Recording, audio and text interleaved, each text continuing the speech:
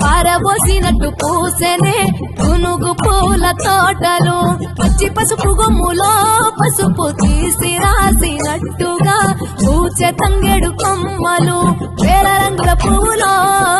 బతుకమ్మని చీరలు కోనేటిలో కలువలో గౌరమ్మని రవికలు ఎంతటి అందాల మహారాణివే నీ చుట్టూ పూలన్నీ చలికత్తెలే నిన్ను చూడాలని ముందుగా